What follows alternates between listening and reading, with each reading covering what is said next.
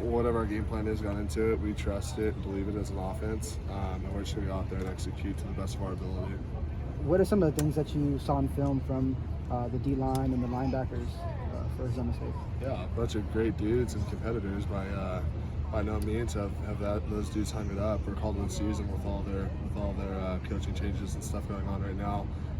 We're looking forward to the opportunity to compete with them, and we've played against some of those guys for a while now. Number 8, Maryland, he's awesome linebacker, and so we're just looking forward to this weekend.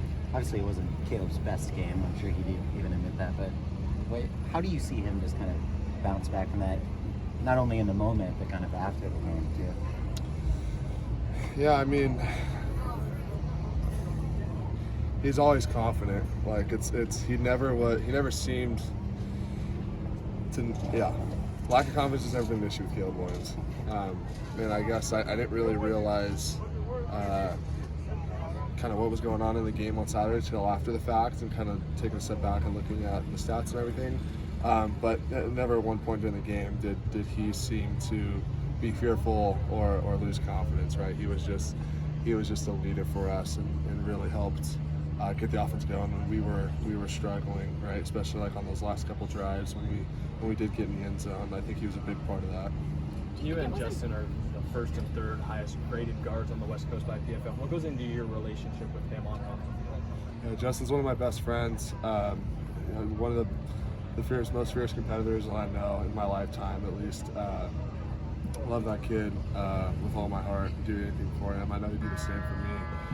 But we just his competitive spirit just it wears off on other people, especially when we're over there in the play pit and it's hot and we're on the turf and things get tough during our individual periods. I mean, you talk about a dude who just brings it consistently and unconditionally, like Justin Dedich. He's that dude. During the Nealon nudge, what went into your thinking to kind of go behind and take a different route while Brett and Jonah had kind of the push on Caleb? Yeah, so I saw Caleb get stood up, and then Brett was a little bit in front of me, right? So I knew he was just going to take the approach or just go head on, and I figured I wasn't going to be able to do a whole lot just hitting him in the back, right? So I thought I'd kind of come in from an angle and just hit the first opposite color that I saw. So that was kind of the thought. I didn't even realize, I did realize actually it was 4th down. I didn't realize where he was though in relation to the sticks. So I'm glad that we just sold out, because really I think that was one of the biggest plays of the game by far. That season, really. You mentioned previously that Coach Henson has said there's a growth between Game 2 and Game 4. Now that you're past Game 4, can you guys see that growth? Yeah, I mean, definitely saw improvements Game 2 to 3, and then hats off to Oregon State. I mean, they really brought it, and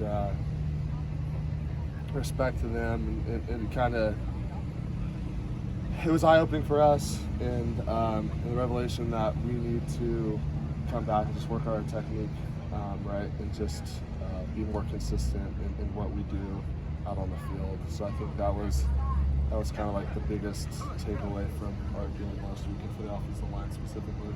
What's really stood out to you about Eric Gentry, both going up against him in practice and then from the sideline during games? Yeah, I mean, you talk about a guy who just could cover space and is just so long, right? And I think because of his weight in relation to his height, like, he just looks so much longer than what he really is. And I'm not taking anything away from him. He is long, he is tall and stuff.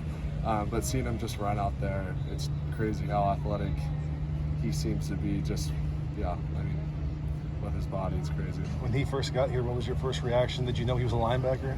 Yeah, so I just been giving him a hard time, and it's kind of been an ongoing joke.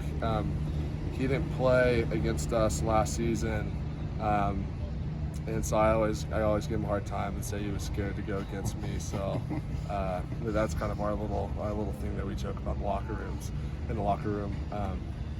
But yeah, no, I mean, he's a phenomenal athlete. He's made a bunch of plays for us this season already, so we're super thankful for the addition of him and just kind of that the leadership he brings along to the defensive side of the ball. Do you get a sense for what this week is like for him going against his former team? Has he talked about it? Has it been a topic? I mean, sure, he's probably feeling emotional, right? He hasn't, not that I know of, talked about it, anything specifically.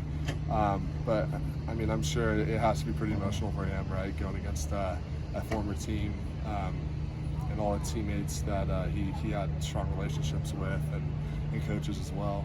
You mentioned leadership that he's shown. What are some examples of that? Yeah, I mean, just going out and making plays on the field, right? And I think that, like, just playing by example and just bringing along the defensive players for that perspective. What lessons do you learn from some of those offensive struggles last week that you think you'll carry with you for the rest of the season, and how important was that with where that game fit into the schedule? Yeah, just the old saying, like, the hay's never in the barn, right? Like, it's just something, being in the line specifically, it's just one of those positions where you have to consistently perfect your technique and kind of refine that, right? Because as soon as you lose your technique, it's crazy. You can go from being an elite player, and as soon as you quit relying on your technique and you just go out there and play street ball, as people would say, it's astonishing what happens to you as a player. It's like you've never played the game before. So I think that's something that we're just, like I said, focusing on. And like you said, What was it about what Oregon State did that caused you guys to have some struggles with your technique? Yeah, I mean, it's tough to say. I think they just came out and their defensive coordinator put together a really good game plan. And I think they just came out and, they played hard. I mean, like I said, hats off to them and respect to them for everything that they brought. Thanks, Andrew. Thank you. Thank you.